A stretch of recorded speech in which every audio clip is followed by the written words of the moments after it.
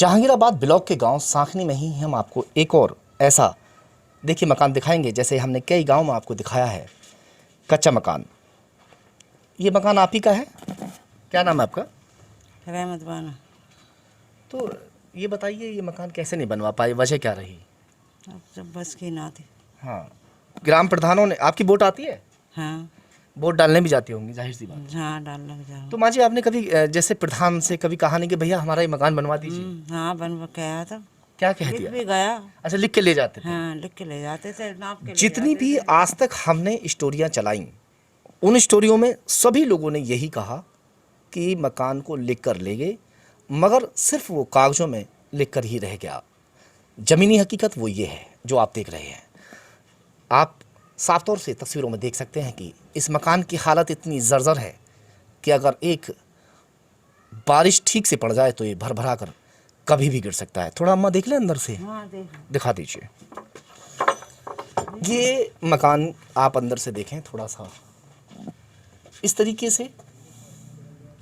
इधर भी दिखाएं, अंधेरा हो रहा है हालांकि, दिखा दीजिए। ये देखिए, ये दौर सब वही है। आपको शायद याद आ रहा होगा कि इस तरीके से ये 1980-85, बार बार मुझे यही कहना पड़ रहा है क्योंकि 1990 के बाद में चेंजिंग आनी शुरू हो गई थी। काफ़ी सारे मकान बन चुके, मगर आज भी बहुत सारे लोग इसी तरीके के कच्चे मकानों में रहने को मजबूर हैं। अक्सर आपने सुना होगा कि जब बारिश का दौर होता है तो उस दिन 2 या 3 दिन अगर लगातार बारिश हो जाती है तो भर भरा कर मकान गिर जाते हैं और परिवार के परिवार दब जाते हैं और कई बार अनहोनियाँ सुनने को हमें मिलती हैं। चलिए देखते हैं और दूसरी ओर। देखिए, अब आगे हम एक और मकान में, ये सांखनी में ही मौजूद है मकान। दिखाएं, सबसे पहले तो मकान की हालत दिखाएं आप। ये टोटल कच्चा मकान है, जो मिट्टी होती है, मिट्टी से दीवारें, हाँ दिखाइए इसे भी, मिट्टी से दीवारें तैयार की गई और ये चढ़ने के लिए जीना भी बोलते हैं ना, इसको क्या बोलते हैं, जीना बोलते हैं ना। दिखाओ, ये भी दिखाओ, सीढ़ियाँ जो बनी हुई हैं। आप बात करेंगे, आ जाओ इधर। माँ जी ठीक हो? क्या नाम है आपका? नाम क्या? रहीसन। रहीसन। अच्छा ये बताओ, जैसे प्रधानी दौर चल रहा है, बहुत सारे प्रधान आते होंगे वोट मांगने के लिए, आते ना? जी आते हैं। बड़े हाथ पैर जोड़ रहे होंगे अब तो, मेरे वोट दे दो जी, हम सभी जोड़ते हैं, है ना? अपने मतलब को तो। हाँ, प्रधान जब चुनाव चलता है तो हाथ जोड़ते हैं, वोट मांगते हैं, मगर जैसे ही चुनाव निकल जाता है आते हैं उसके बाद? देखो ऐसा तो कोई नहीं आता जी, है ना? ऐसा कौन आवे? नहीं आता ना, मैं यही तो पूछ रहा हूँ, और क्या पूछ रहा हूँ आपसे। आपने वोट दी, वोट ले गए, वो जो चले गए, फिर उसके बाद में मकान भी लिखने के लिए कोई आया था नहीं? लिख के ले गए थे? तो कितनी दफे लिख गया। कितनी बार लिख गया, तो बना नहीं मकान। आपने फिर उनसे शिकायत नहीं की? प्रधान जी से कहा नहीं कि भैया मकान क्यों नहीं बनाया? वहाँ आपके बनवा देंगे, आपके बनवा देंगे, ऐसे कह देना। मकान बन नहीं पाया कुल मिला के। चलिए दिखाते हैं थोड़ा सा और, आ जाइए। बाबा आपसे बात कर लें? आ जाओ थोड़ा सा, आ जाओ आ जाओ। देखो ये थोड़ा सा अंदर दिखाओ, ये देखो, ये दिखाओ कड़ियाँ जो हैं, ये एक मिनट, ये धीरे से, ये दिखाओ, ये देखो टेढ़ी हो रही है। ये जो कड़ियाँ इसमें पड़ी हुई हैं, जिसको हम आज लेंटर बोल देते हैं, ये लेंटर देख रहे हैं आप, गरीब का लेंटर है। ये अगर गिर गया बारिश में तो बड़ी दिक्कत का सामना करना पड़ सकता है। बेडरूम भी इनका यहीं पे, देखिए, दिखाओ इधर, इधर भी दिखाओ, क्योंकि बच्चे छोटे बड़े सब यहाँ पे रहते हैं। और बाबा बैठ जाओ आराम से। ये बताओ कि जब प्रधानी चुनाव चलता है उस दौरान तो बड़े लोग आ रहे होंगे हाथ जोड़ के, भैया वोट दे दो हमें, है ना? और जब चुनाव निकल जाए उसके बाद फिर दिक्कत? अरे कौन पूछ रहा? कोई नहीं पूछता, वही की वही दिक्कत रहती है जैसे पहले थी। जब से 5 साल से हुआ, कम से कम 20 बार लिखा मकान। 20 बार लिख के ले गए? हाँ देख लीजिए, वही बात आ जाती है कि लिख के तो ले जाते हैं, मगर उसके बाद में ढाक के 20 दफा नाम लिया। हैं? कौन पूछ रहा? कोई नहीं पूछ रहा, कोई नहीं पूछता बाद में। आई देखा। बिल्कुल, बात भी सही है। सरकार हर बार करोड़ों के हिसाब से पैसा देती है, योजनाएं निकालती है, मगर ग्रामीण उन योजनाओं से वंचित रह जाते हैं। पता ही नहीं चल पाता कि कब योजना आई और कब चली गई। बहन आपसे बात कर लें? आ जाइए, आ जाइए, आप भी आ जाइए, आप भी आ जाइए। देखो पहले तो इनकी कड़ियाँ दिखा दें आपकी कड़ियाँ। हाँ पड़ी आ जाओ, ऐसे आ जाओ, मशीन लगा रखी है ना। ये लड़की कपड़े वपड़े सिले हाँ और बढ़िया, मेहनत बहुत मजदूरी बहुत और अच्छी क्या बात करें। है। बच्चे काम करते रहते हैं, अपने घर में बिजी रहते हैं, ये अभी बहुत मेहनत अच्छी बात है। मजदूरी थी, हाँ, अपना ये दिखाएं, पेट देखिए पालना। इस तरीके से ये सब, ये भी सब जो कड़ियाँ हैं ना, सब लटकी पड़ी हैं, टेढ़ी हुई पड़ी हैं। देखो वो भी सब टेढ़ा हुआ पड़ा है। ये सब मिट्टी की वो है ना दीवारें। सब मिट्टी के ही ये रही, कौन सी मिट्टी होती है? पता कुछ ना कौन नहीं छीलो मत, रहने दो। हाँ सब मिट्टी है, दिख रहा है हमें भी। ये करिए मरम्मत, त्योहार आया हमारा, जब उसी त्योहार पर अच्छा एक बार तो फिर साल में तो खराब हो जाती होगी, फिर दोबारा खड़ी साल करनी में ना, ये तो अभी बारिश आ गई, अभी होने लगेगी खराब, ये तो हाथ लगाती आने लगेगी मिट्टी। हाँ तो कभी जैसे प्रधान वोट वोट मांगने आते, भैया हमारा मकान बनवा दो, कहा आपने? बतेरा कहाँ, अब तक तो हमारा कोई बनी ना रहा। लिख लिख के ले गए होंगे। लिख के ले गए, कई दफे लिख के चला गया, हाँ अभी तक मगर बाद में फिर नहीं बनवाते। नहीं बनी ना रहा। आप क्या कह रही हैं, बताइए, कुछ कह रही थी? मैं तो पड़ोसी हूँ। पड़ोसी हो तो ये सही कह रही हैं। हाँ आते बात हैं तो इनके। सही कह रही, काफी टाइम लिख कर तो अब तुम्हारे भी आ रहे होंगे वोट मांगने को। डेली आ रहे हैं आते ना? हैं, डेली अभी गए हैं। अभी गए हैं। सारा दिन सोने नहीं देते होंगे, रात को भी आते कभी होंगे। कोई कभी कोई बस परेशानी पूरी रात ही परेशान थे रहे मैं वोटों के चक्करों में, हाथ पैर जोड़ रहे हैं नहीं आके। खूब हाथ पांव जोड़े हैं वो हम। हाँ। बात भी सही है, हाथ भी जोड़ेंगे और पैर भी पकड़ेंगे, मगर जैसे ही चुनाव निकल जाएगा उसके बाद में इनके घर की ओर मुड़कर भी नहीं देखेंगे। चुनाव से पहले अगर प्रत्याशी तैयारी कर ले, लोगों के बीच में रहे, लोगों की मदद करता रहे, किसी भी तरीके से वो मदद करता है। सोशल वर्कर होना बेहद ज़रूरी है। छोटी मदद बड़ी मदद अगर वो लोग करता रहता है, लोगों के बीच में रहता है, तो कहीं ना कहीं उसका फ़ायदा उसको ज़रूर मिलता है। चलिए एक दो मकान और देख लेते हैं। इन गरीबों के मकान दिखाने का जो हमारा मकसद है वो सिर्फ ये मकसद है कि शायद कोई अधिकारी देख ले और इनके मकान बन जाए। इस गांव की ओर ग्राम प्रधान को भी फटकार लग जाए, जिस ग्राम प्रधान ने ये हालत में रहने को इन लोगों को मजबूर किया है। देखिए कोई शौचालय नहीं है, हर गांव के लिए करोड़ों के हिसाब से पैसा आया है और मेरा ज़िला ODF में घोषित भी किया गया, मगर उसके बावजूद शौचालय आप देख सकते हैं कि किस तरीके के बाथरूम और शौचालय बना हुआ है। आप यहीं रहते हैं, आप थोड़ा सा अंदर हो जाइए। क्या नाम है आपका? फहीमुद्दीन। फ़हीमुद्दीन। फ़हीमुद्दीन, इस मकान में आप कितना समय से रहते हैं? करीबन 2 साल हो गए हमको। 2 साल से। घर का नहीं है भाई। रोको। अब मकान के अंदर थोड़ा सा आप दिखाने की कोशिश करेंगे, धूप में से छाँव में आप आ जाइए। हाँ बेटा, बाबू इधर आ जाओ। ये मकान की स्थिति आप देख रहे हैं, किस तरीके का ये मकान है। वाकई हालत काफ़ी जर्जर दिखाई दे रही है। आप इसी मकान में रहते हैं? जी इसी मकान में रहते हैं। ये बताइए कि कभी प्रधान से कहा नहीं कि भैया हमें 25 साल मकान में बना- कहते हर बार ये वादा करते हैं हम तुम्हें जगह दिलाएंगे, घर बनवाएंगे। कभी किसी के मकान में चले जाते हैं हम, कभी किसी के। हमें आज तक प्रधान ने कोई सुविधा नहीं दी, किसी भी प्रधान ने। कोई सुविधा? वोट आती है आपकी? वोट आती है, वोट देते हैं, वोट देते हैं हर बार? वो बराबर वोट देते हैं। तो अब जो प्रधान आ रहे होंगे वो तो वादे अब भी भर रहे होंगे। बिल्कुल, जो भी प्रधान आता है वो कहता है आपके तुम्हें जगह दिला देंगे, आपके तुम्हें मकान दिला देंगे। 25 साल हो गए कहते कहते, दिलाया तो आज तक भी ना। 25 सालों से सिर्फ और सिर्फ वादे वादे किए जा रहे हैं, मगर उसके बावजूद अभी तक कोई मकान नहीं बनवाया। नहीं। तो ये जैसे आपके शौचालय इस तरीके का बना हुआ नहीं है, कच्चा बना हुआ है, दिक्कत नहीं होती? दिक्कत तो सब बात की परेशानी है, मगर अपना टाइम पास कर रहे हैं। नन्हे नन्हे बच्चे हैं ये। क्या काम करते हैं आपके हस्बैंड? वही नाई का काम है हमारा, तो अब तो दुकानें भी बंद है लॉकडाउनों में। वही बाल बारी के मजदूर आदमी है। दिक्कत नहीं होती? बहुत दिक्कत होती। 3 दिन में आज खाना बनना है, 2 दिन संडे को और शनिवार को बंद रहा है, तो आज दुकानें खुली हैं जब खाना बनना है।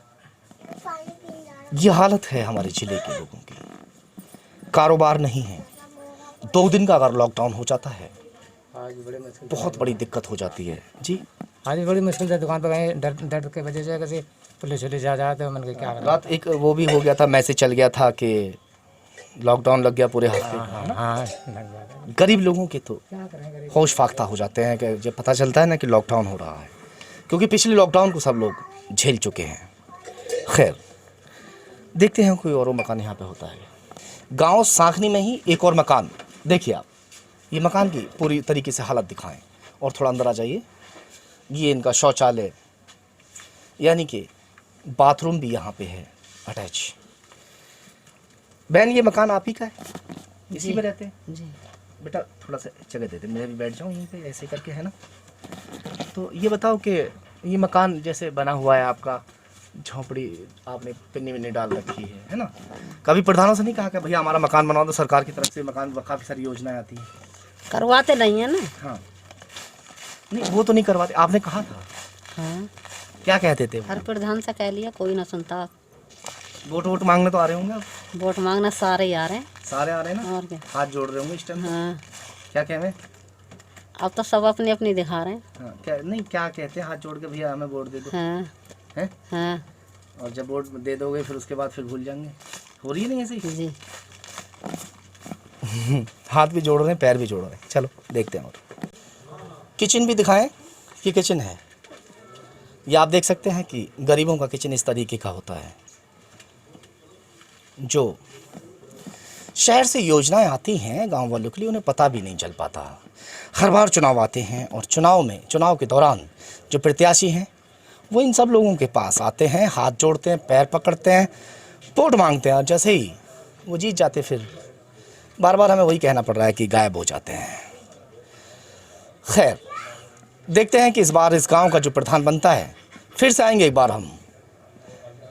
इस गांव की हालत, इस गांव के लोगों के जो इस मकान हैं, इन मकानों को बनवाता है कि नहीं बनवाता है, वो फिर से एक बार ज़रूर दिखाऊंगा। एक बार फिर जहांगीराबाद ब्लॉक के गांव सांखनी में इस वक्त हम मौजूद हैं और हम बात करेंगे जो प्रधान पद के प्रत्याशी हैं उनसे भी। क्या नाम है सर आपका? मेरा नाम रजब अली है। रजब अली जी। आप थोड़ा सा बताइए हमें कि पहले तो सबसे पहले मैं आपसे जानना चाहूँगा कि आप क्या काम करते हैं? देखिए, मैं टीचर हूँ। हाँ। मेरे परिवार से मेरी भाभी हैं जो चुनाव लड़ रही हैं, और हमारे भाई उम्मेद अली हैं फ़ौजी, जो यहीं गांव में रहते हैं, बुलंदशहर में रहते हैं वो। अच्छा, ये बताएं आप थोड़ा सा, ये तो आपका एक प्रोफेशनल वो हो गया कि भाई आप टीचर हैं ना, राजनीति में आने की क्या ज़रूरत पड़ी आपको? देखिए, हमारे गांव में जितने भी प्रत्याशी हैं, लोग अक्सर ये कहते हैं कि यहाँ पे कुछ अच्छे लोग चुनाव मैदान में नहीं आते हैं, या जो दूसरी तंजीमें हैं गांव के अंदर, उनमें अच्छे लोग नहीं हिस्सा लेते हैं। तो हमारे परिवार ने ये कोशिश की है पहली बार कि प्रधानी जैसे चुनाव में हिस्सा लिया है, ताकि आने वाली नस्लें, आने वाला समय, आने वाला जो कल है, वो उन लोगों को आगे लेके आए जो लोग अच्छे हैं और वो इन चीज़ों से बचते हैं।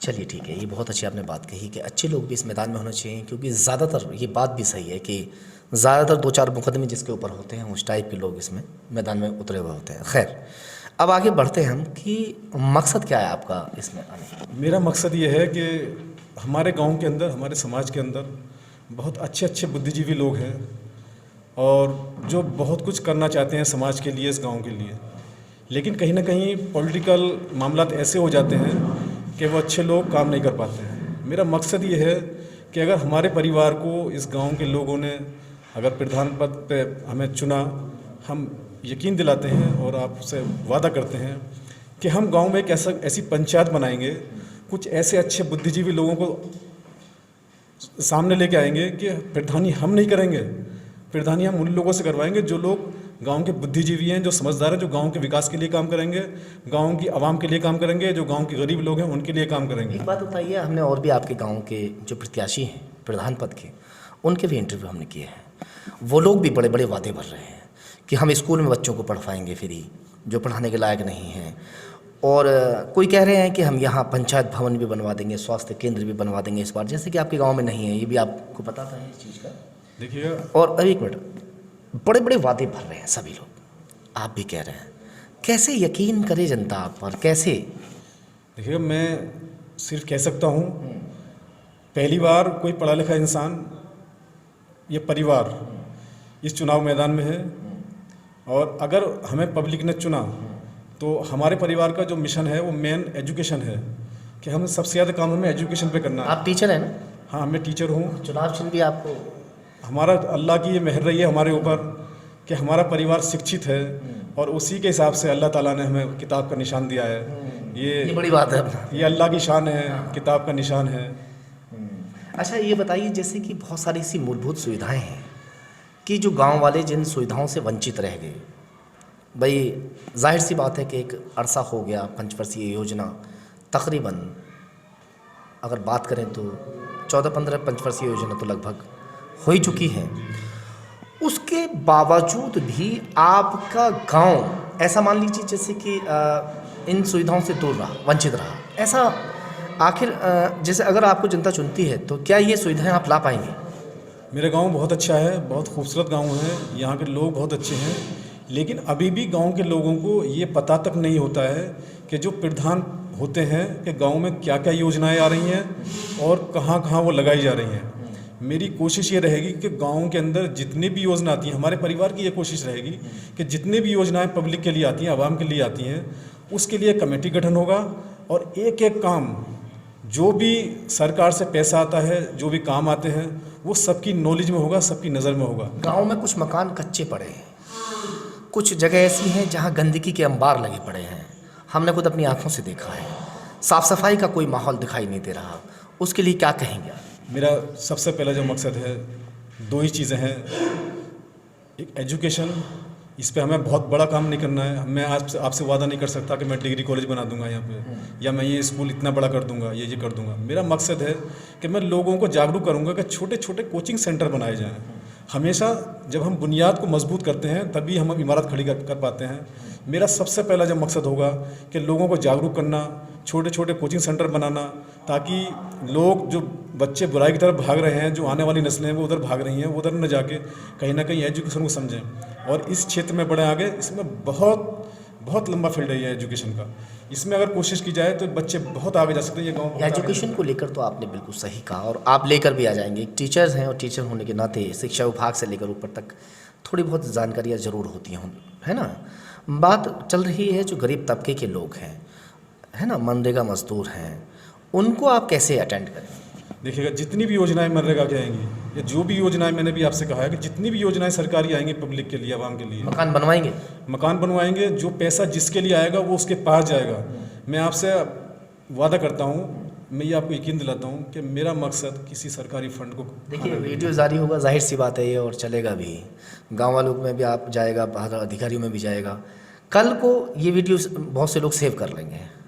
कल ऊपर वाला चाहता है और गांव वालों ने आपको जो है साथ दिया तो आप प्रधान भी बनते हैं।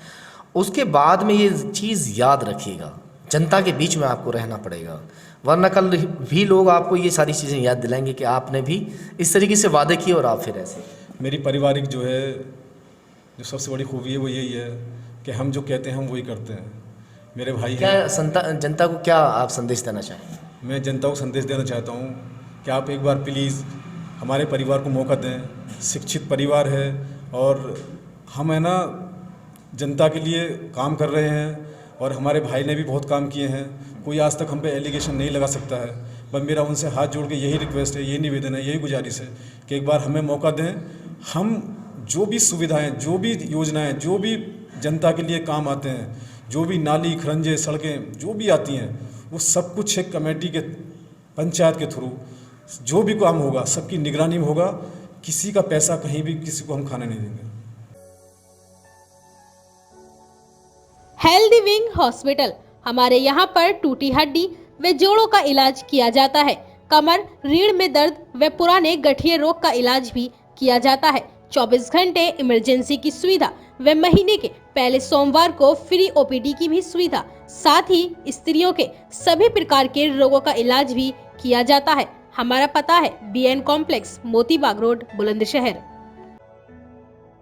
आहूजा पान भंडार, हमारे यहाँ पर सभी प्रकार की वैरायटी के पान मिलते हैं, जैसे ड्राई फ्रूट पान, शाही मीठा पान, चॉकलेट पान, खजूर पान, केसर, कस्तूरी पान, सगाई पान और साथ ही स्पेशल शेक जैसे मॉकटेल शेक, खजूर शेक, मिक्स फ्रूट शेक आदि भी मिलते हैं। हमारा पता है चौक बाजार, बुलंदशहर। अब आपके जिले बुलंदशहर में पहली बार royal fun world water park, जहां आप ले सकेंगे पूरे परिवार के साथ आनंद और जहां आपको मिलेगा दिल्ली के मशहूर करीम होटल और शाहजी डेयरी की खीर का स्वाद। तो आइए और आनंद लीजिए royal fun world water park का। हमारा पता है NH 91, गाँव चंदेरू, दिल्ली रोड, बुलंदशहर।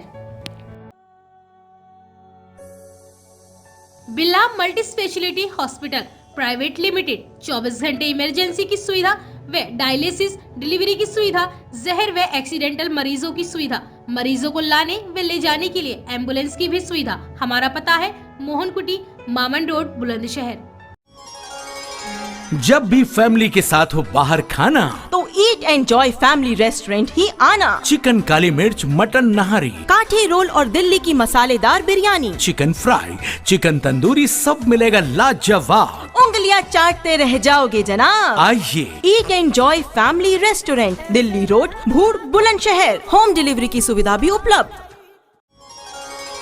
जब भी फैमिली के साथ हो बाहर खाना तो ईट एंजॉय फैमिली रेस्टोरेंट ही आना। चिकन काली मिर्च, मटन नहारी, काठी रोल और